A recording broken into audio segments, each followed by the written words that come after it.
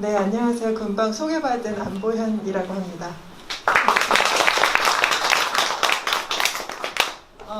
우리에게 일상에서 변화가 왔어요.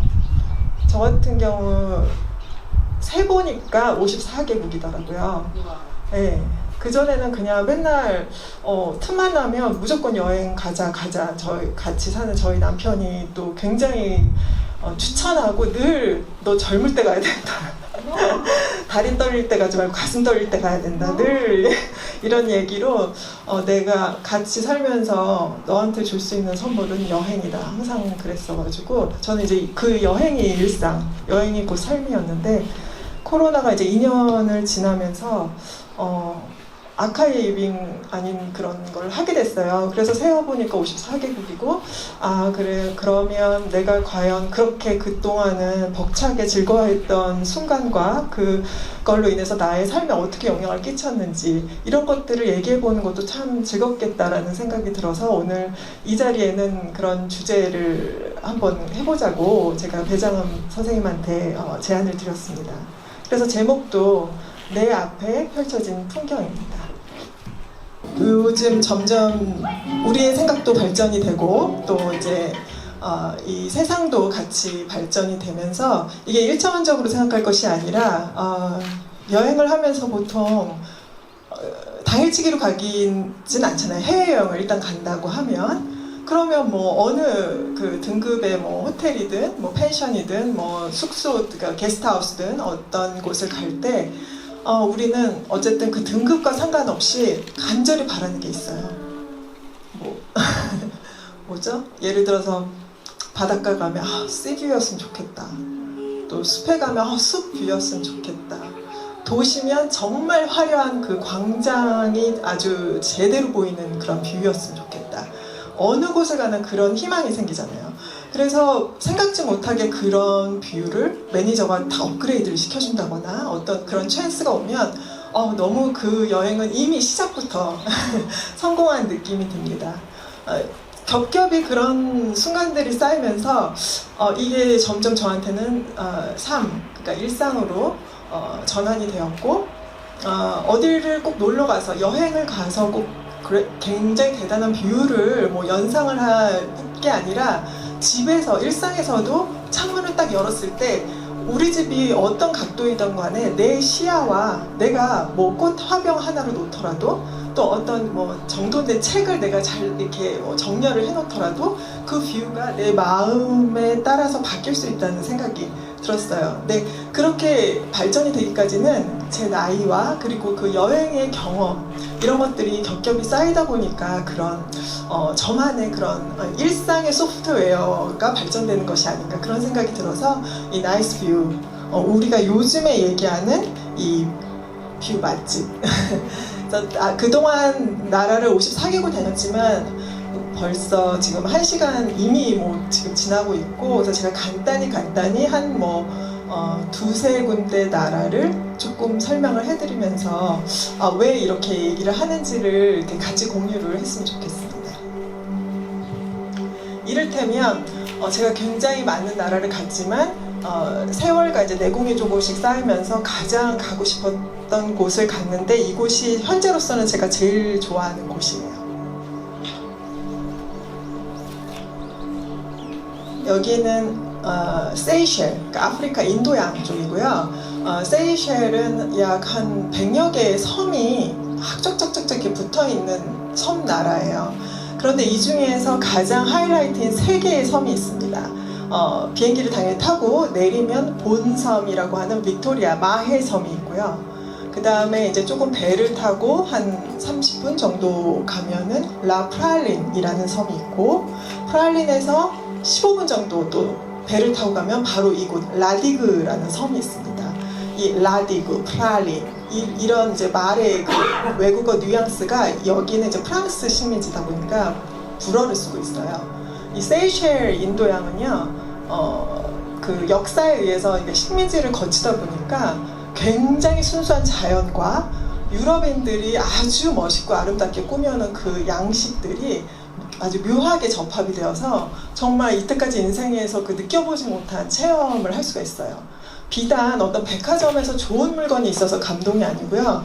이 자연이 저절로 제가 생각하지 못한 인테리어의 그 첫 경험을 느끼게 해줘서 아주 그런 거 아세요?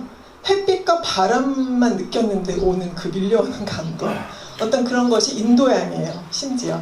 그러다 보니까 점점 다녀오고 나서도 계속 잊혀지지가 않더라고요. 그래서 매해 한 3년을 갔다 왔었고요. 그러면서 이제 조금씩 이 스토리를 알게 되다 보니까 그 전에 이미 오바마 대통령부터 뭐 레오나르도 디카프리오, 뭐 그다음에 또 케이트 미들턴, 뭐 이런 굉장히 유명한 셀레브리티들이 여름 휴가로 즐겨 찾는 그런 곳이라는 것도 이제 알게 됐습니다. 남미 완전히 반대쪽이죠. 최남단 깔라파테라는 곳에는요 페리토 모레노라는 빙하가 있습니다. 사실 이곳을 가기까지는 보통은 이제 라틴 아메리카 경로고요. 뭐 브라질, 뭐 그다음에 페루, 또 아르헨티나, 뭐 이런 쪽 이제 칠레, 뭐 이런 쪽 이제 루트인데 거기서 가장 끝에 위치한 곳이고 이렇게 빙하가 역사가 이제 쌓이면서 계속 이렇게 이제 보존이 잘 돼야 되는데 역시나 지금 자연의 안 좋은 폐단 때문에 점점 무너져 가고 있어요. 그래서 이것이 이렇게 잘 유지가 돼야 되는데 그 무너져 가는 모습을 굉장히 안타까워하면서 관람할 수 있는 그런 곳이고요. 이 깔라파테 가기까지는 그 사이에 다른 나라에서 이제 막 해발 높은 곳도 막 경험을 하고 있어요. 상당히 지쳐 있을 때 도착하는 곳이 이 깔라파테거든요. 그리고 보통 갔을 때 굉장히 추워요, 깔라파테가. 그래서 추우니까 이렇게 빙하가 유지가 돼 있겠죠. 보는 순간 근데 이것을 지금 여기 사진에서 느껴질지 모르겠지만 이것이 내 눈앞에 펼쳐진 풍경으로 접했을 때는 모든 것이 용서가 되면서 또 그래 이래서 여행이구나 이제 또 느끼면서 이제 위로를 받으면서 다시 추스리며 이제 여행을 거의 마감하는 그런 이제 루트입니다. 그리고 아프리카 또 나미비아 사막.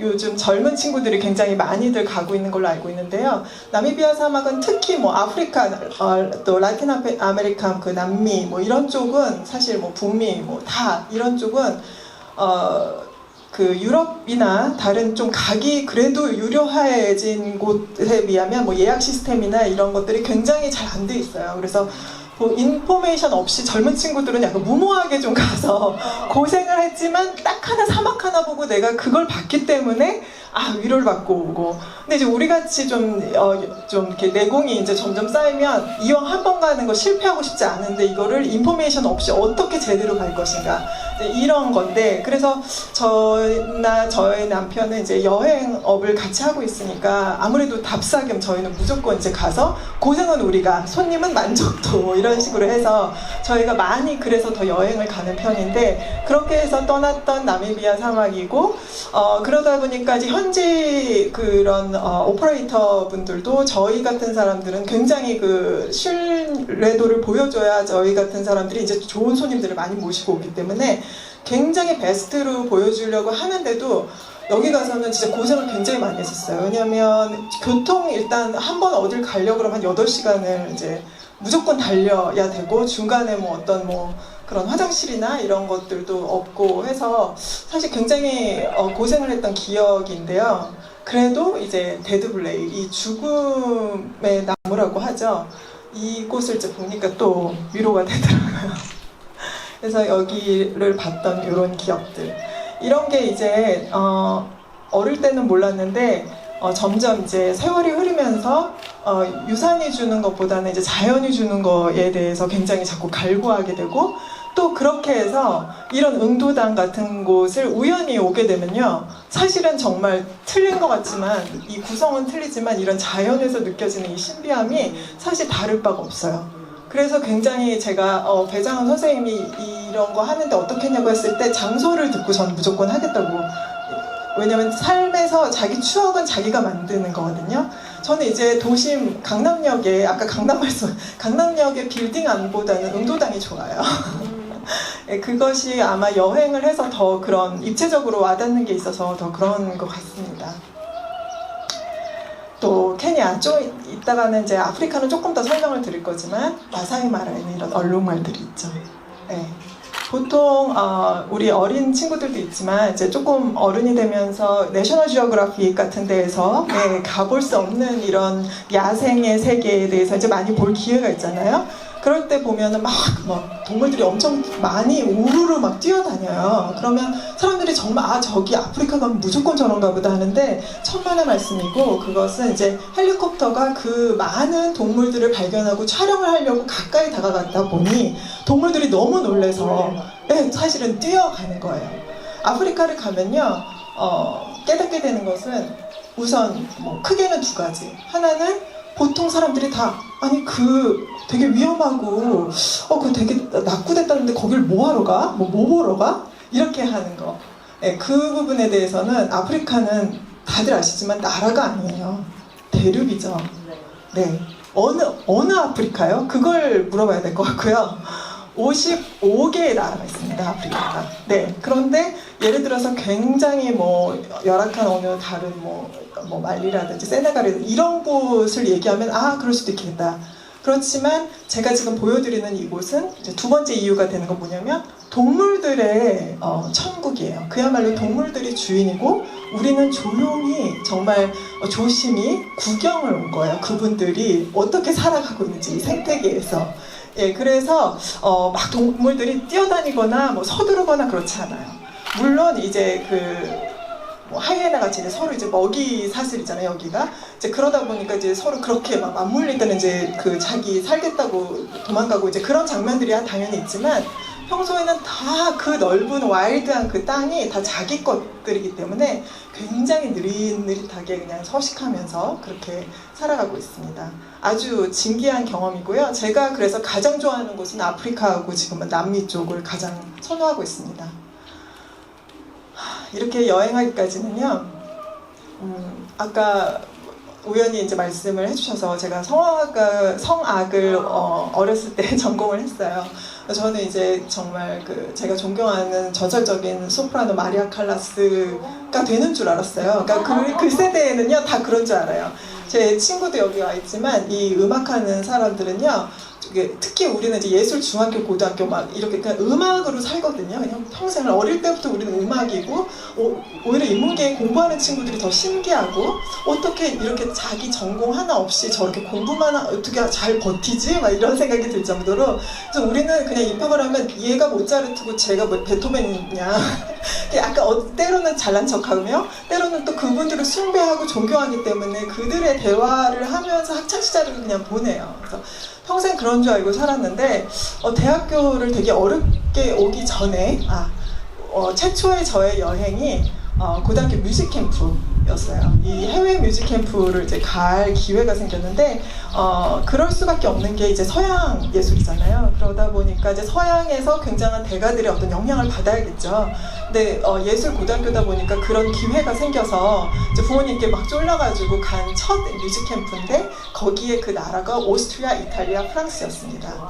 네, 정말 와였습니다. 왜냐면 저희는 이제 처음 교육을 받을 때는 거기 가서 어느 교수한테 레슨을 받을 것이고 어느 학교고 막 이런 경력을 내세워서 부모님을 설득해서 갔기 때문에 그런 나라가 그렇게 대단할 줄은 몰랐어요. 그냥 비행기 탈 때도 비행기 기내식이 너무 맛있고 너무 좋았고 그냥 선생님 졸졸졸 쫓아서 딱 오스트리아 비엔나의 비엔나 국립음대 그 교수한테 이제 레슨을 받기로 했기 때문에 도착을 했는데 이 합스루크 왕가의 그 유산들과 빈슈타츠오퍼 극장하며 또 곳곳에 그 미술관들 하며 너무 이게 눈이 휘둥그레지는 거예요. 그래서 담당 선생님은 저희를 놀리지 않겠죠. 일정에 따라서 막 레슨이며 너무 빡빡한 거예요. 첫날, 둘째 날은 선생님한테 눈밖에 안 나야 되니까 이제 따라갔죠. 점점 따라갈수록 레슨을 받고 나오면 너무 화려하게 어린들이 우리의 발목을 잡는 거예요. 그래서 셋째 날 이후부터 꾀가 부리기 시작해서 거의 마지막 날에 갈 때는 저녁에도 튀어나갔던 것 같아요. 선생님한테 혼나건 말건. 그래서 거의 마지막에 새벽에 저희가 막 들어왔는데, 그러니까 물론 그렇게 된 데는 거기 유학생이 마침 중학교 때 유학 갔던 친구들이 있었어요. 그 친구들도 외로웠던 차에 우리가 가니까 너무 좋아가지고 막 소개를 해주는데 그래도 저희는 참 그 건전했답니다. 뭐 예를 들어서 유한 슈트라우스 공원 뭐 이런 데에 산책을 하게 한다거나 도나우강을 이렇게 산책하면서 여기에 뭐 슈베르트며 뭐 모차르트며 뭐 어떻게 했다 막 이런 얘기들 뭐 그때도 그렇게 했던 차인데도 새벽에 들어오니까 선생님이 난리가 난 거예요. 그래서 저희한테 이제 연애 때문에 여권 찢어버리고 내년부터 뮤직캠프 없애겠다고 막 이럴 정도로 선생님 입장에서는 아마 책임감이 느껴지니까 그러셨던 것 같은데, 결과적으로는요 저희한테는 이제 그 이후에 오스트리아 이후에는부터는 여행 코스였는데요.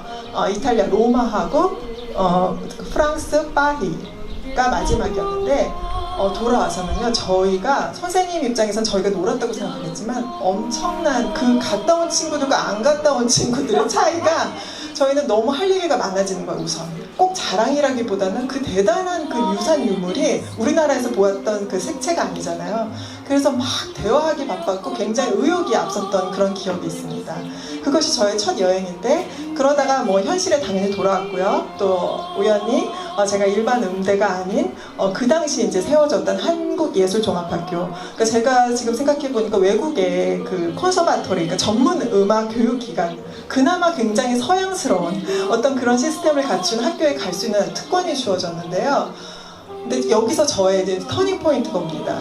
제가 굉장히 그 평생 마리아 칼라스처럼 살 줄 알고 들어갔는데 저 같은 사람이 수십 명인 거예요.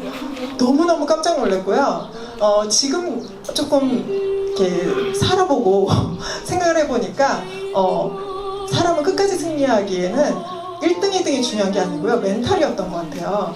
근데 그 당시에는 제가 너무 중학교, 고등학교 때 칭찬만 받고 자라서 너무 잘하는 줄 알고 그게 너무 당연하다고 생각을 했고, 뭔가 그렇게 팽팽한 어떤 경쟁의 시대에 왔을 때는 제가 그거를 수용을 못했어요. 그러다 보니까 점점 제 멘탈이 흘려지면서 내가 일반인이었는데 왜 내가 전문 음악가라고 생각을 했지? 이런 흔들리는 순간이 왔고요.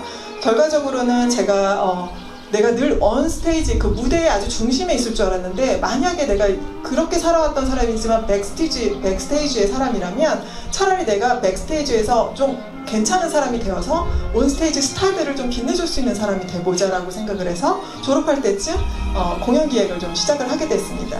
그때 그 같은 학교 다녔던 배장훈 선생님하고도 조금 일을 같이 하고, 또 너무 어린 젊은 나이에 일을 시작하다 보니까 주변에 그 한국예술종합학교의 훌륭한 음악가분들이 이제 많이 도와주셔서 인맥이 되게, 그러니까 좋은 분들을 네트워킹이 되게 좋았던 것 같아요.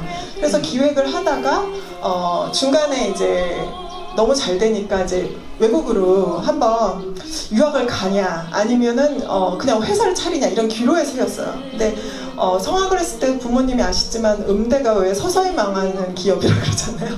너무 그 레슨이며 부모님이 너무 해주신 게 많았어서 저도 자신이 없었고, 이제는 더 이상은 이제 바랄 자신이 없었고, 차라리 약간 저도 좀 적극적인 성격이었던지라 부모님께 만약 유학을 보냈을 텐데 그 돈으로 저는 그냥 한 2년이고 좀 돌아볼 수 있는 기회를 좀 달라라고 이제 과감하게 부모님께 제안을 드렸고요.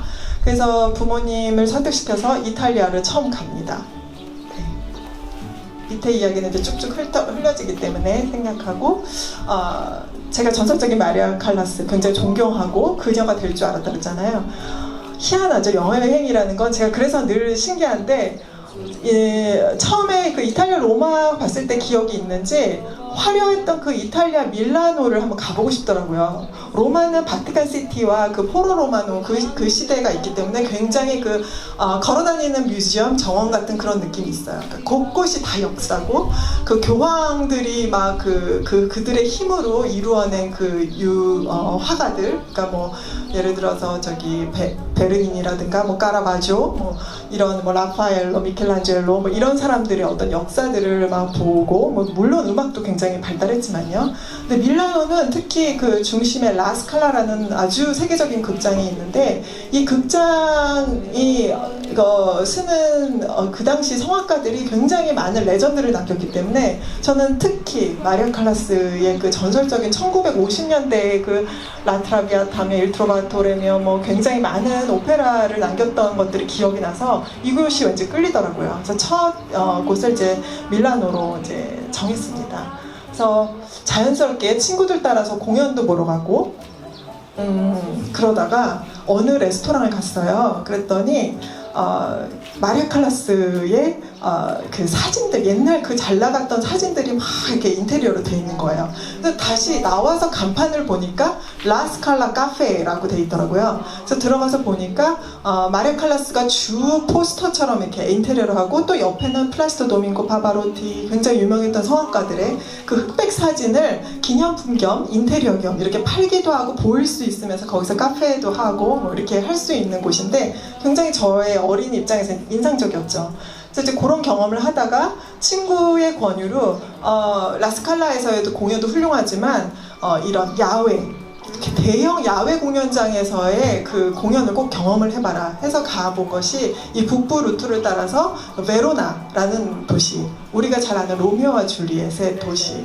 예, 그 로미오와 줄리엣은 아시겠지만 실제 그 실존 인물은 아니고요. 옛날에 그 이탈리아의 베로나의 정말 그 부호들, 두 부호 가문 간에 싸우는 그 이야기를 셰익스피어가 이제 원작으로 해서 그것이 이제 영화화된, 그러니까 가상이죠. 그러니까 셰익스피어는 사실은 베로나를 실제로 가보지도 않았대요. 근데 다른 전문가가 그 책을, 로미오와 줄리엣의 책을 살펴보면 베로나 골목골목 하나를 가보지도 않았는데 굉장히 리얼하게 썼기 때문에 그것이 명작이다라고 하는데요. 그 정도로 이제 로미오와 줄리엣을 통해서 우리가 보게 된 그 아주 아름다운 그 베로나에는 아레나라는 원형 경기장이 있습니다. 옛날 로마 시대에 이제 경기를 했던 그런 경기장인데, 그곳에 약 2만 명을 수용하는 경기장이다 보니까 공연장으로 탈바꿈돼서 거기서 그 주옥 같은 이제 가수들이 공연을 하죠. 그래서 제가 그곳에서 이제 공연을 처음 보게 됐어요.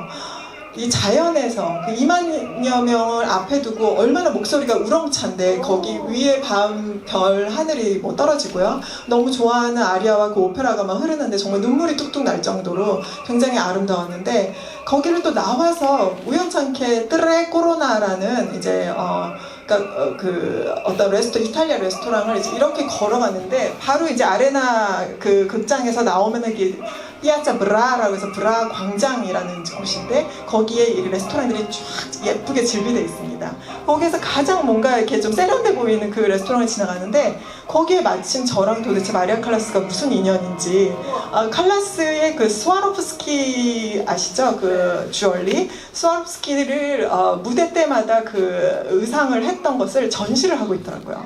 그것 때문에 그 레스토랑을 또 이렇게 이끌려서 들어가 봤어요.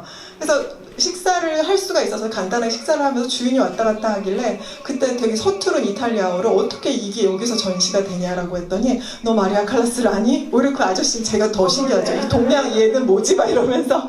그래서 제가 그 성악 전공했다 이제 뭐 얘기하니까, 마리아 칼라스의 그 주옥 같았던 정말 그 작품들을 하며 너무너무 깨알같이 그녀의 히스토리를 쫙 얘기를 해주는 거예요. 그리고 그 주변의 사람들이 다 그녀를 너무 좋아하는 사람들이라는 거예요. 그야말로 음악 애호가들. 제가 거기서 이거다 이런 생각이 잠깐 들었어요. 여기서 한 베로나에서 10분 정도 뛰어진 그 10분 정도 뭐 차를 타든 그 교통을 타고 가면 바로 그쪽이 베네토라는 주인데요. 여기에 가르다라는 호수가 쫙 끼고 있습니다. 호반을 두고 있는데, 이 호수에 이렇게 아기자기한 마을이 있어요. 여기를 시르미오네라고 합니다. 이 베로나에서 가깝기도 하고, 이렇게 베로나에서 조금만 갔는데도 이렇게 금방 휴양지 같은 기분이 들다 보니 많은 사람들이 찾는 명소가 되었고, 여기를 또 우연찮게 갔어요. 그러니까 소개를 당연히 그냥 예뻐 한번 가봐 이렇게 얘기를 해서 갔는데요. 이게 또 무슨 운명인지 여기를 쭉 시가지를 이렇게 계속 골목 끝까지 갔는데, 거기에 마리아 칼라스 빌라가 있는 거예요. 이렇게 명판이 써 있는 거예요. 그래서 마리아 칼라스가 뭐 1923년부터 1977년까지 이렇게 뉴욕에서 태어나서 파리에서 죽었는데, 그 사이에 메네긴이라는 남편과 이곳에서 살았다라고. 제가 얼마나 신기했겠어요. 이거 뭐냐 막 이러면서. 옆에가 이제 그녀가 살았던 별장이고, 또 거기 부근에 그녀를 기념하는 이렇게 공원이 굉장히 크게 들어서 있어요. 사람들이 이곳을 산책하는 게 또 하나의 코스더라고요. 자연을 즐기면서 그녀가 잘 불렀던 아리아를 듣기도 하고요. 또 골목 곳곳에 또 가보다가 우연히 발견한 곳은 마리아 칼라스 따베르네타라고 하는 작은 식당이었어요. 이렇게 꽃으로 건물이 둘러싸여 있는. 그래서 칼라스 여기 역시도 안에 마리아 칼라스를 굉장히 좋아하는 사람들이 즐겨 찾죠. 레스토랑 얘기한 제가 음식 얘기 하나도 안 하잖아요. 이탈리아 음식 말해 뭐 하겠어요. 최고의 정말 미슐랭급 너무너무 맛있는 곳들이었고요. 네, 이 따베르네타는 따베르나, 그러니까 터번, 이 선술집이라는 뜻이에요. 이탈리아에서는 좀 이렇게 막 격식 있는 곳은 리스토란테, 그리고 오스테리아는 조금 그보다 낮은 등급, 또 거기에 또 아기자기한 식당이 하면 트라토리아 하고, 그 다음에 이제 따베르네타는 정말 이렇게 서슴없이 격 안 차려도 되는 아주 쉽게 먹을 수 있는 그런 식당을 가리키는 곳인데요. 이렇게 음식들이 제가 이거를 오랜만에 들여다보면서 최근에 이 식당 인스타그램을 들어가 봤더니 여전히 이렇게 음식을 자랑하면서 잘 경영을 하고 계시더라고요. 그래서 아까 얘기했던 제가 이거다.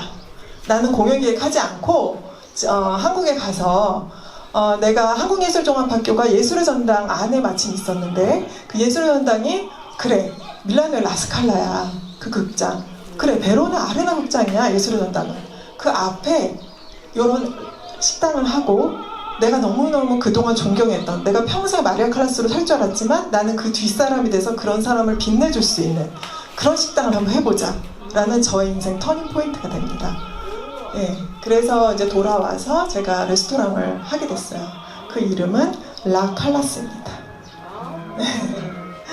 이거는 제가 또 이번에 이렇게 자료를 찾다가 제가 그냥 쳐봤어요. 구글에 라칼라스 아직도 잘 되고 있나 막 이러면서 했더니 이 예전에 실렸던 이제 그 서울관광재단에 이렇게 아무래도 외국 사람들을 위해서 소개를 하다 보니까 이렇게 영어로 해서 예전에 제가 2003년도에 인테리어 데코를 했던 그 앞에 이제 여러분과 공유가 될 것 같아서 굉장히 조금이에요. 여기는 전 여기를 시르미온의 칼라스 공원이라고 막 상상을 하면서 여기를 막 앞에도 간판에 조그맣게 파르코 칼라스에서 파르코가 이제 파크 이탈리아로 공원이라는 뜻이거든요. 그래서 칼라스 공원이라고만 해놓고 그랬는데 여기를 이제 찍어서 뭐 라칼라스가 이탈리안 레스토랑이고 뭐 에피타이저, 샐러드, 뭐 메인, 피자, 뭐 디저트 이렇게 메뉴 뭐 선보이고 있고 여러 가지 뭐 바리션된 뭐 그 저녁도 제공하면서 인테리어는 마리아 칼라스, 소프라노 마리아 칼라스를 동기로 했다 이렇게 이제 돼 있더라고요. 그래서 잘하고 있군 뭐 이런 생각을 했는데요. 그래서 제가 참 즐겁게 했어요. 왜냐면 이렇게 쭉쭉 막 제가 막 이렇게 준비땅한 게 아니었는데요. 여행을 통해서 막 이게 생각이 막 들으면서 저를 자꾸 이렇게 탄력을 주는 거예요. 그래서 사실 이렇게 말은 쉽게 하지만 뭐든지 그 사업을 시작한다는 거 쉽지 않잖아요. 사실 굉장히 많은 난관들이 있었고 또 이곳이 안에 내부도 뭐 실평수 진짜 극장 바로 앞에를 또 목표를 잡으려다 보니까 작았어요. 한 30평이었는데 제가 그렇게 아주 뚜렷하게 목적을 가지고 PR을 하고 소개를 했더니 물론 이제 제가 음식을 이제 좀 나름 괜찮은 셰프한테 이제 제가 또 맡기고 이제 저는 문화적인 마케팅으로 이제 해나갔는데 이것이 소문이 되어서 정말 이 시간과 함께 너무 많은 음악가들의 사랑방이 된 거예요. 그리고 이제 일반 분들도 이곳에 가면은 우리가 무대 위에서 받은 음악가들을 다 볼 수 있대. 이제 이런 것들이 소문이 나다 보니까 제가 2003년 12월 12일 날 창업을 했는데 오픈을 했는데 한 8년은 정말 정말 노예 계약처럼 되게 열심히 즐겁게 정말 자처하면서 했던 것 같아요. 그래서 이거를 하면서 오히려 이 라칼라스에 있는데 저는 여행하는 기분이었고요. 그 동안에 제가 한국에 있는데 오히려 해외에서 오시는 아티스트 분들이 저와의 만남에 정말 좋은 추억을 주셨습니다. 그 중에 레전드는 제가 있을 때 이제 여기 안에 내부로요. 이제 본 게 있잖아요. 그 밀라노에서.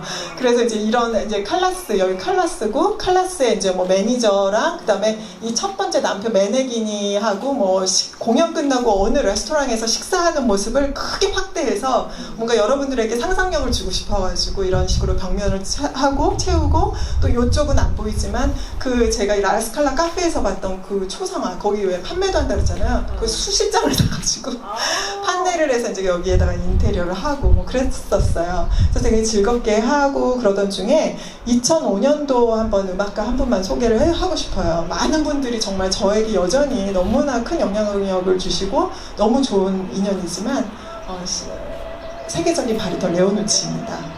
이분도 이탈리아 볼로냐 출신이고요. 레오누치는 제가 워낙 훌륭하시니까 제가 너무너무 잘한다는 건 알지만 특히 제가 감동스러운 거는 항상 그런 것 같아요. 사람은 어려운 사람일 거, 그러니까 저 일이 잘 안 될 수도 있는 사람인데 어떻게 저렇게 성공을 했지? 그 감동이 더 약간 또 세잖아요. 레오누치도 합창단 출신이에요. 그러니까 거의 성인 되기까지 그 라스칼라 극장의 합창단 출신인데 거기서 그의 노력으로 주역이 된 케이스고요. 지금 아마 79세신가 그럴 거예요. 근데 제가 정말 막 거의 코로나 전에 이탈리아 한 번 더 다녀오면서 75세 그 은퇴는 아직도 안 하셨어요. 약간 지금 이제 코로나 생기니까 거의 은퇴이지 않나라는 얘기는 있지만 공식적으로는 은퇴하지 않으셨고, 근데 지금까지도 그렇게 노장 정말 롱런을 하시는, 그러니까 그의 정말 세계적이라는 게 너무나 확실한 증명이 되는 이 레오누치와의 만남입니다. 그가 2005년도에 리골레토를 베르디의 오페라 리골레토를 하러 그 세종문화회관에 공연을 하러 한국에 내한을 했습니다. 그때 아마 상대 역이 질다 역이 이제 조수미 씨였고요. 근데 저는 이제 예술현장도 아니고 세종문화회관 거리가 있으신 건 혹시 아세요? 모르실 수도 있죠. 그 서초동이고 예술의 전당 서초동이고 이제 세종문화회관도 같은 이제 극장인데 그 광화문에 있어요. 그러니까 거의 뭐 택시를 타면은 뭐 그 순조롭게 가도 4-50분은 좋게 걸립니다.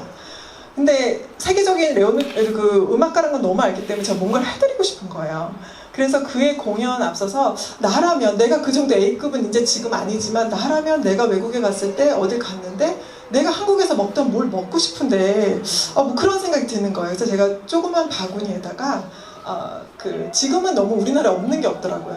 근데 가스물이 있어요. 스파클링 워터. 근데 그때 2005년만 해도 그게 흔치 않았어요. 그 중에서도 이탈리아 사람들은 산 펠레그린이라는 이제 그 브랜드의 물을 꼭 좋아하는데 이제 그게 저는 이제 이탈리아 레스토랑 하니까 그거를 이제 수입을 해다가 이제 판매를 하고 있었고, 그래서 그런 거, 그리고 이탈리안 어떤 음식, 식어도 괜찮은 거, 이런 것들을 이렇게 뭐 공연 전에 간단하게 먹어야 되니까 그런 거를 이렇게 박스를 해서 카드에다가 그 까포 델 루포라고 이제 쓰고, 그러니까 그게 뭐냐면 이탈리아 말로 루포는 그 늑대란 뜻이에요. 까뽀는 머리. 그러니까 그야말로 보카할 루포. 죄송해요. 보카할 루포. 보카는 입술. 그 다음에 루포는 이제 늑대란 뜻인데 이게 뭐냐면 한마디로 늑대의 입 안으로 이게 무대를 씹어버려라 뭐 이런, 그러니까 화이팅 이런 뜻이에요. 근데 보통 이탈리안 사람들이 이렇게 화이팅 할 때 그런 얘기를 많이 쓰거든요. 그래서 제가 그렇게 쓰고 뭐 이제 이탈리아 말로 너무나 한국에 오신 거 환영합니다 하면서 제가 밑에 라칼라스 이렇게만 했어요. 그러니까 제 명함도 안 놓고 그냥 저는 그냥 그게 그냥 제가 그냥 너무 기쁨인 거예요.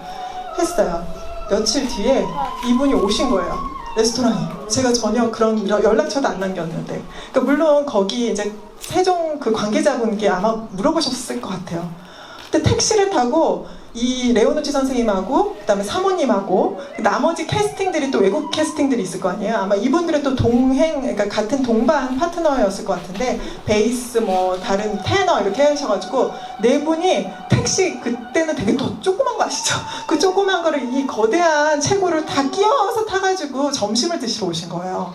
그래서 저는 너무 영광이었죠. 그래서 이제 뭐 같이 시간을 갖고 저는 이 시간이 처음이자 마지막이라는 생각에 너무너무 감사했고, 그래서 뭐 정말 막 이게 막 현실일까 했는데 공연이 한 4일인가 5일을 이제 캐스팅이 되셔서 하는데 4, 5일을 점심을 꼭 드시러 오신 거예요. 택시를 타고.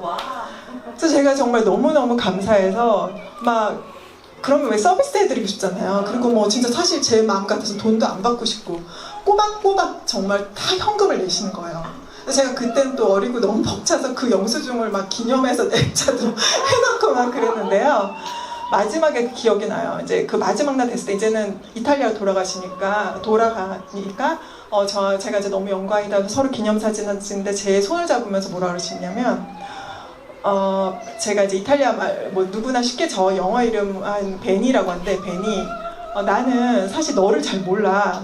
근데 마리아 칼라스는 전 세계에 음악을 아는 사람이면 다 알아. 내가 이곳에 와서 마리아 칼라스를 만날 줄 몰랐어.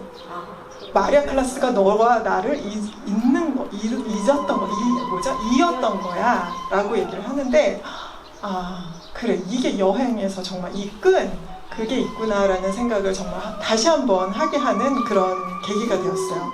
그래서 꾸준히 제가 이탈리아를 갈 수 있을 때마다 이분의 공연이 어디 있는지를 마침 그게 맞으면 꼭 가서 무대 인사를 하면 변함없이 너무너무 반겨주고 아직도 그렇게 너무 알아봐 주시고 그래서 그게 좀 또 저한테는 제가 이제 더 이상은 음악가가 아닌 애호가가 됐잖아요. 근데 그게 너무 그 기쁨은 이루 말할 수가 없는 거예요. 아 그러니까 그거죠. 뭐 덕후, 뭐 찐팬 약간 이런 그거 하고 있는 거긴 하지만 네. 그렇게 해서 점점 이제 성악가들을 알게 됐는데 그거를 넘어서서 이제 이 이형 여행을 하는 거 이제 작곡가의 루트를 밟고 싶었어요. 제가 이제 말이 좀 길어지다 보니까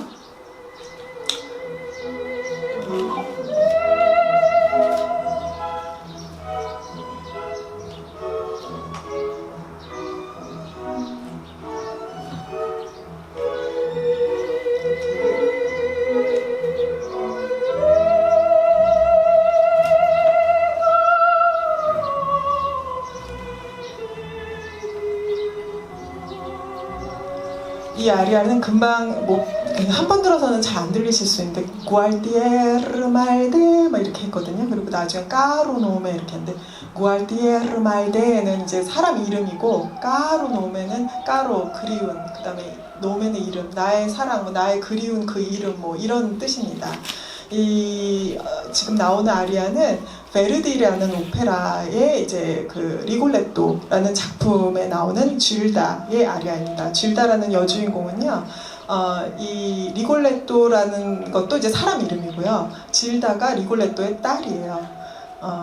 이 오페라는 16세기에 그 르네상스가 한참 번성했을 때 어떤 조금 지금은 이제 얘기가 껄끄스러하지만 이 공작들의 이제 그 귀족들 그야말로 그 시대에 약간 그 여성들을 막 이렇게 편력하는 그런 것들을 만행을 이제 고발하는 어떤 그런 오페라입니다. 리골레토는 이제 꼽추예요. 그리고 이제 이 당시 여기에서 이제 남자 주인공은 리골레토지만 그 중에 또 하나 이제 남자 이 만행을 저지르는 공작은 16세기 이제 만토바라는 공작입니다. 이 만토바 공작은요 굉장히 호화롭고 뭐 부러울 거 하나 없는데 자기 옆에 그 부하의 아내든 뭐 길 가다가 정말 눈에 띄는 족족 그 여인을 꼬시고야 그 욕망을 만족하는 그런 이제 귀족인데요. 이 사람이 어느 날 이 질다 역시 그 잘 가는 교회에 약간 가난한 그 대학생인 척하고 이제 변장을 하고 가서 이 질다를 발견하고 또 사랑에 빠졌어요. 그래서 질다를 이제 갖고 싶어서 질다한테 내 이름은 만토바라고 하면 안 되니까 나 그냥 저 멀리서도 그 유학 온 가난한 그냥 유학생인데 이름은 구알티에르 말데야. 우리 다음에 만나. 막 이러면서 이렇게 그런 이제 첫 만남이 있었고 질다가 이제 거기에 너무 가슴이 뛰어서 그 이름을 계속 이제 외치면서 부르는 아주 중요한 그녀의 아리아입니다.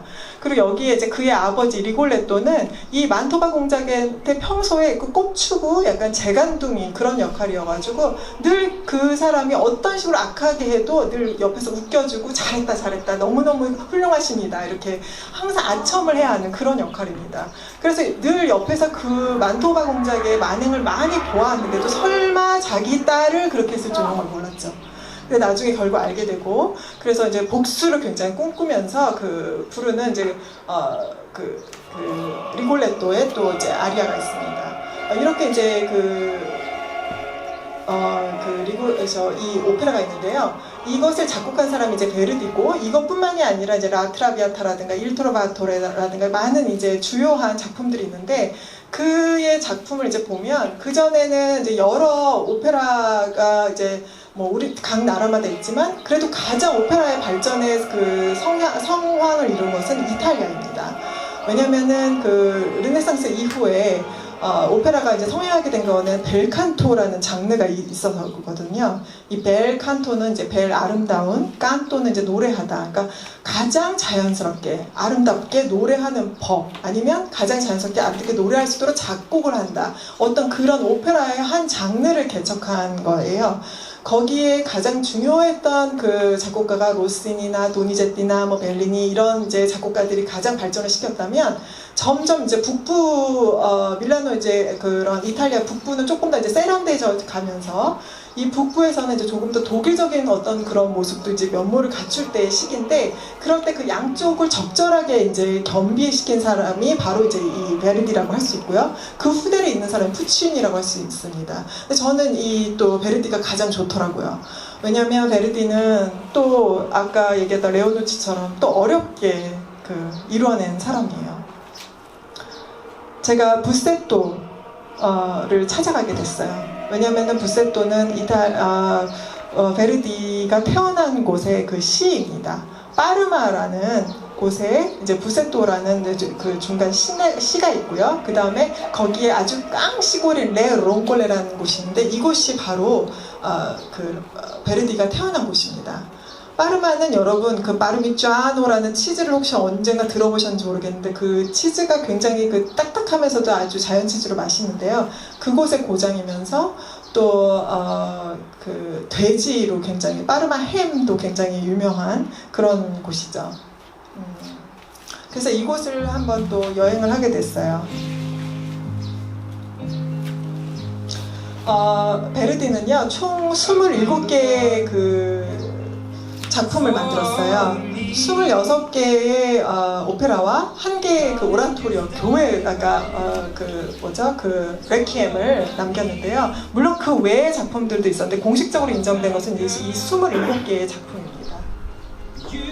이것을 하기까지는 처음부터 이 사람이 유명했던 건 아니고요. 얘기했던 레 롱골레라는 깡 시골에서 아버지가 식료품을 하셨고 어머니가 이제 여인숙을 하셨던 근근히 살아가는 집안이었어요. 근데 아버지가 이런 공연 같은 걸 좋아하셨는지 이 어린 베르디한테 아주 스피네타라고 하는 풍금도 아닌 조금 그런 건반 텁텁한 소리의 그런 아주 작은 피아노를 선물을 하셨고요. 우연히 롱골레에서 이제 조금 떨어진 이제 시내를 좀 다녀야 되니까 부세토에 나와서 이제 교회에서 오르간 선생님, 프로베지라는 선생님한테 건반을 배우게 되면서 결국은 거기서 이제 오르간 주자로 계속 활동을 하게 됩니다. 정말 이 피아노 실력이 있었는지 왕성한 어떤 그의 실력을 이제 인정하기 시작을 했죠. 제가 처음에 갔을 때 이 부세토 갈 때 이제 이 기차역이고요. 그래서 이 부세토를 이제 도착을 했더니 제가 얘기한 이 프로베지라고요. 이 길이 조그맣게 안 보이시겠지만 참 이런 부세토는 참 재밌는 게 베르디가 얼마나 유명해졌는지 그의 유명한 주변 사람들의 길 이름으로 이렇게 해놓은 그런 것도 되게 재밌었고, 그래서 여기 보면 이렇게 이정표에 베르디 박물관이 쭉 가면 있다 뭐 이런 식으로 이렇게 되어 있고요. 쭉 시내를 가보니까 이 바레찌의 집이 있더라고요. 여기 보면은 까사 바레찌라고 되어 있는데 바레찌는 오늘날의 베르디가 있기까지 아주 훌륭한 후원자입니다. 이 프로베치 선생이 이 바레찌라는 분과 이제 교류를 하고 있었는데요. 바레찌는 이 부세토에도 굉장히 알아주는 부호였고, 이 집에서 음악을 개인적으로 너무 사랑을 해서 본인도 악기 하나를 소유할 정도였고, 지금의 이런 모습처럼 정기적으로 살롱 음악회를 가졌었어요. 그래서 그런 것들이 이제 소문이 나서 베르디를 이제 프로베지가 이제 소개를 했고, 그래서 베르디가 이곳에서도 연주를 하면서 바레찌가 이제 후원을 하기 시작했어요. 그래서 바레찌의 장학금으로 이제 학교를 가기 시작했고, 부세토에서는 이제 어느덧 1등이 최고가 됐죠. 그래서 이제 1등을 하게 되면서 점점 이제 부세토에서는 이길 자가 없잖아요. 그러니까 한번 너 밀라노 큰 데 가서 가장 지금 화려한 곳이 상업적으로 발달한 곳이 밀라노니까 그곳에 가서 한번 너의 꿈을 펼쳐봐라 해가지고 이제 후원을 받고 밀라노에 시험을 보러 갑니다.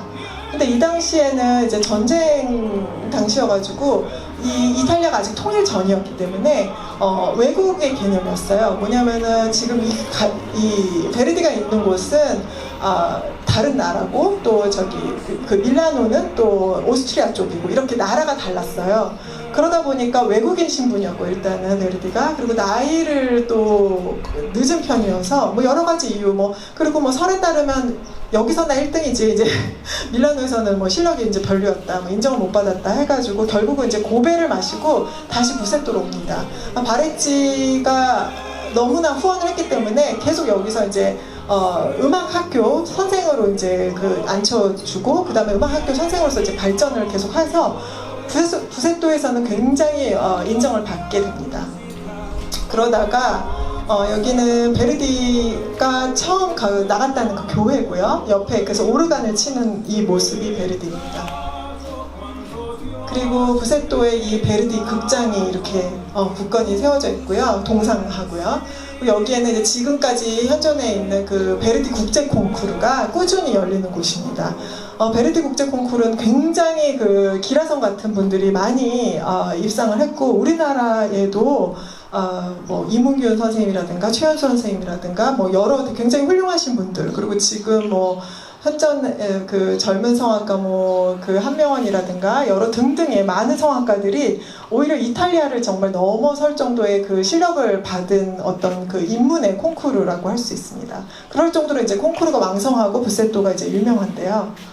그리고 또 이제 그 콩쿠르의 입상자들 이런 곳을 또 기념하는 그런 레스토랑, 그러니까 제가 라칼라스 했던 어떤 그런 느낌처럼 또 그런 곳이 부세토에도 있더라고요. 여기에 막 저희 우리나라 그 한국 성악가분들도 막 이렇게 간혹 다 이렇게 사진도 게시돼 있어서 굉장히 반가웠고요.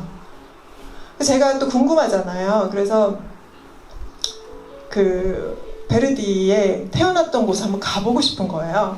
그래서 물어봤더니 이 부세토에서 레 롱콜레까지는 한 3-40분이 걸리더라고요. 택시를 타고. 버스도 없어요. 그래서 택시를 원래 처음 내렸던 기차역 가가지고 막 섭외를 했더니 어떤 되게 예쁘장하게 생긴 남자 기사님이 나 갈 수 있어 이러더라고요. 그래서 타고 갔어요. 근데 탔는데 계속 이렇게 평이한 거예요.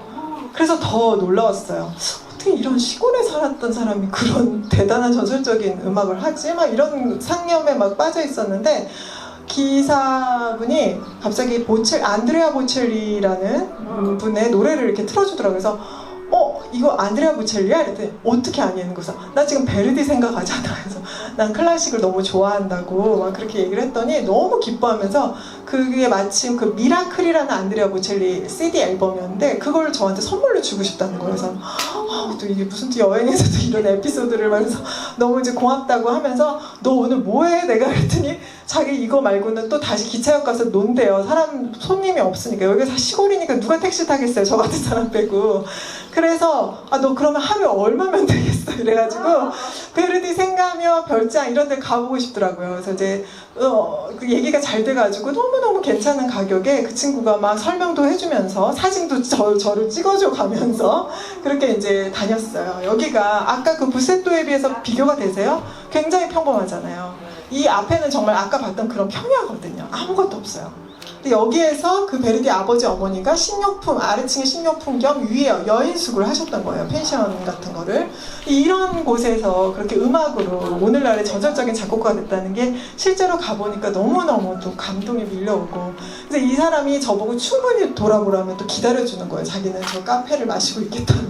그래서 제가 그 옆을 또 막 걸어도 보고 막 이제 이러다가 탔는데, 차를 이제 타고 이게 이렇게 먼 데는 왜 그런 거 있죠? 막 1시간마다 기차가 있는 게 아니라 하루에 막 2번뿐이 없고 막 이렇잖아요. 제가 이제 다시 뭐 밀라노라든지 대도시로 다시 이제 얼른 돌아가야 되는데, 시간이 점점 촉박해져 있는데 갑자기 택시가 중간에 멈춰서고, 얘도 표정이 뭔가 범상치 않고 어디에 전화를 하는데 말을 빨리 하면 저도 이제 못 알아들으니까 왜 저러셨어요? 무슨 일 있냐? 이렇게 물어봤더니 갑자기 이거 울어요. 그래서 왜 그러냐고, 왜 그래 그랬더니 자기 차가 약간 뭐 쉽게 얘기하면 퍼졌대요.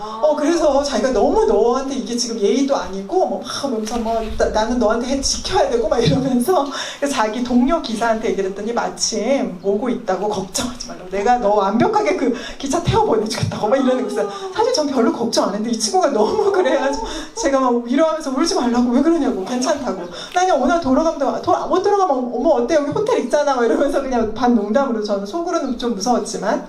그래서 중간에 정말 그 어떤 다른 동료 기사가 왔어요. 그래서 저희가 얼마를 하기로 한 가격 있잖아요. 제가 또 이게 또 이거 맞나 싶어서 얘한테 이제 그 얘기를 했더니, 내가 지금 너한테 얼마나 큰 잘못을 했는데 이걸 나한테 주면 안 된다. 이 돈을 다 저 친구한테 주라는 거예요. 그래서 내가 여기 롱골레 온 거 난 베르디 보러 왔는 줄 알았더니 난 너를 보러 온 거 같다 이러면서 그래서 명함을 그때 또 주고받고 아직도 그래서 기념으로 제가 가지고 있고, 그랬던 또 추억이 있습니다. 그래서 그렇게 이제 그 다른 기사에 또 이제 그 안내를 받아서 잘 무사히 밀라노로 갔는데요. 여기가 이제 그 베르디 그 빌라예요. 나중에 노후에 살았던. 제가 아까 잠깐 얘기하다 바레치한테 이제 후원을 계속 받았다 그랬잖아요. 결국 고베를 마시고 이제 부세토에 있었는데, 그때 바레치가 너무나 베르디를 아낀 나머지 자기 딸 피아노를 한번 가르쳐 보라는 거예요. 그 사람이 마르게리따고, 그래서 베르디하고 마르게리따가 결혼을 하게 됩니다. 피아노를 가르치다가 이제 정말 사랑하는 사이가 되었고요.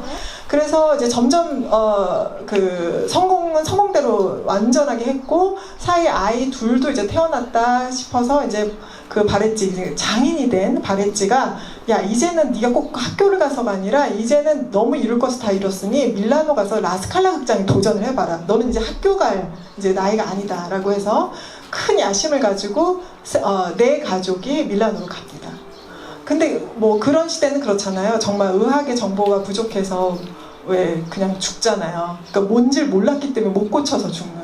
그래서 아이 둘이 갑자기 이유 없이 죽어요. 정말 아이 둘이 죽고, 그 다음해인가 그 다다음해에 마르게리따도 뇌염이라는 그 증상으로 또 죽어요. 그러니까 베르디는 밀라노 올 때마다 뭐가 안 됐잖아요. 그러니까 이게 정말 왜 아이 둘의 자기 와이프가 죽은 그 기분은 어떨까요? 정말로.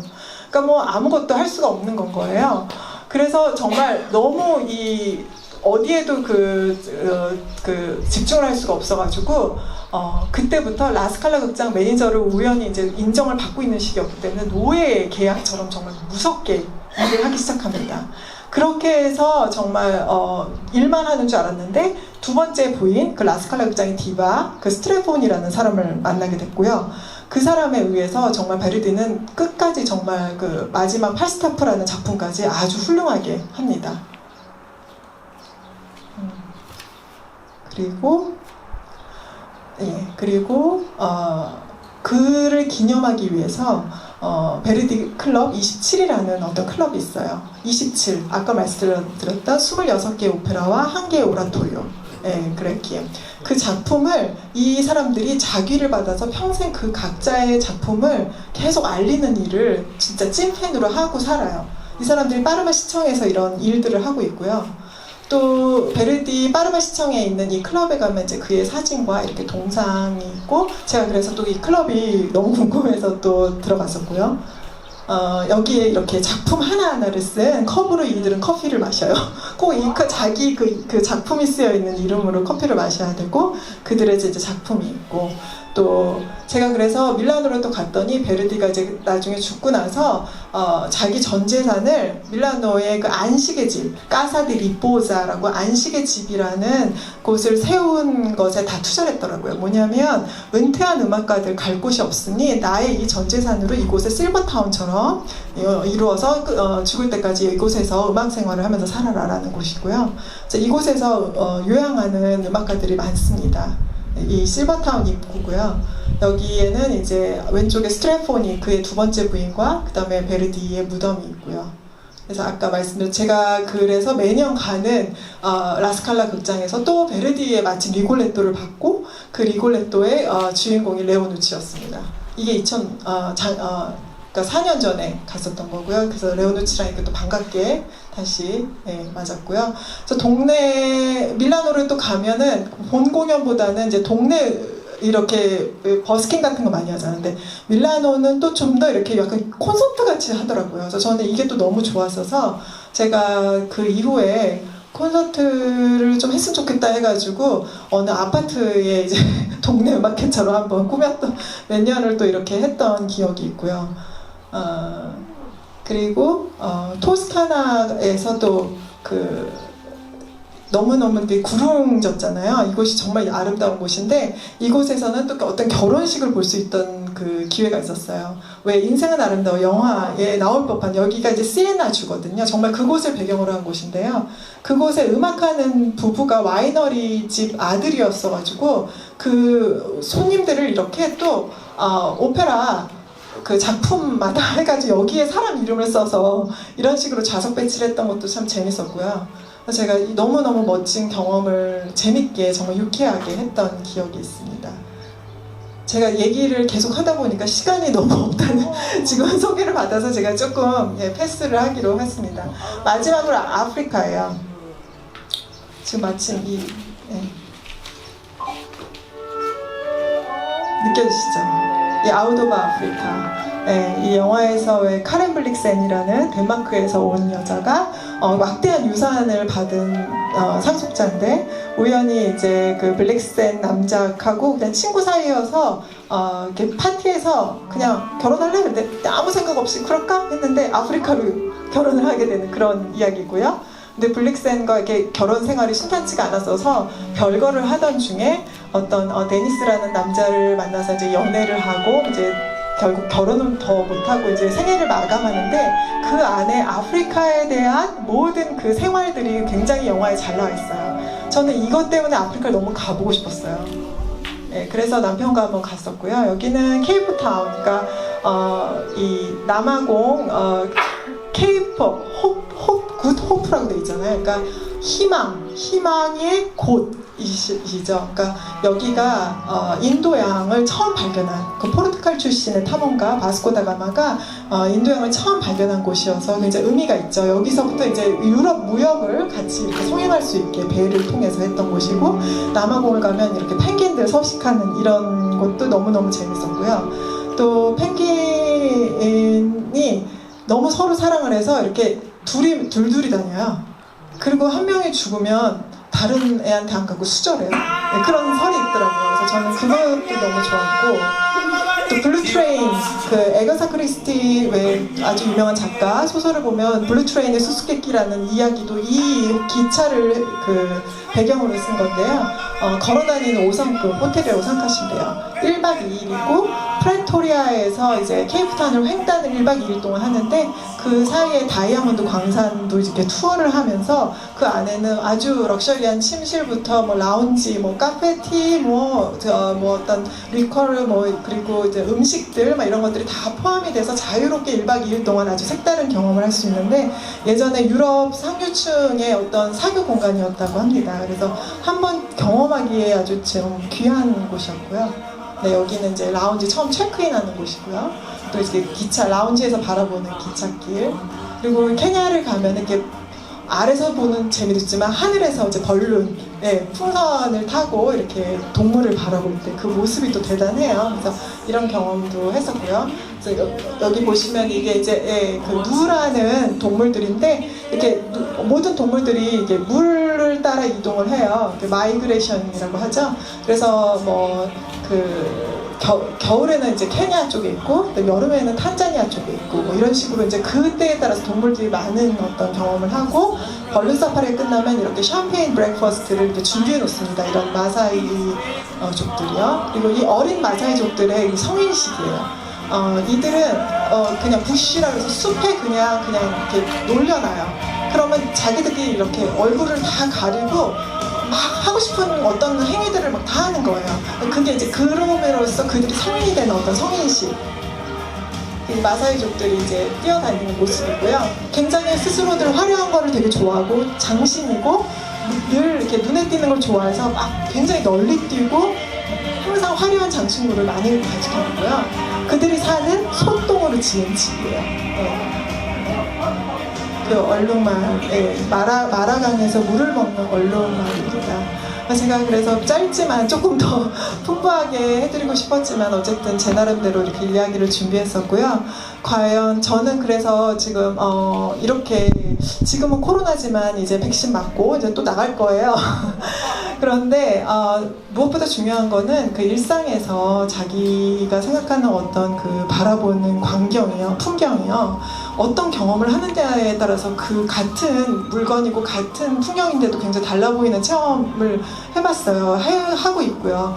그런 의미에서 제가 가본 곳을 얘기하다 보니까 이렇게 좀 다양한 곳을 말씀드리지만 이곳에서 그냥 소도시, 조그만 골목, 다른 동네, 다른 지방 이런 데만 다녀보더라도요. 사실은 외국인들이 봤을 때 우리나라도 외국이잖아요. 굉장히 이국적인 모습들이 많고 그런 것들을 많이 경험할 때 나의 일상이 생각보다 언젠가 어떤 아이디어의 원천이 될 수도 있고 또 좋은 인연이 굉장히 나한테 다가올 수도 있고 여러 가지 경로의 옵션이 될 수 있다 이런 생각이 들어요. 그래서 오늘 이렇게 도남서 능도당에서 제가 저의 첫 경험 이런 제가 바라보고 있는 이 풍경이 있는데 여러분은 또 과연 지금까지 살아오셨을까 아니면 지금 계속 이렇게 살고 있을 때 내 눈앞에 펼쳐지는 어떤 풍경을 가지고 있으신지 한번 생각해 보시는 그런 계기가 되었으면 좋겠습니다.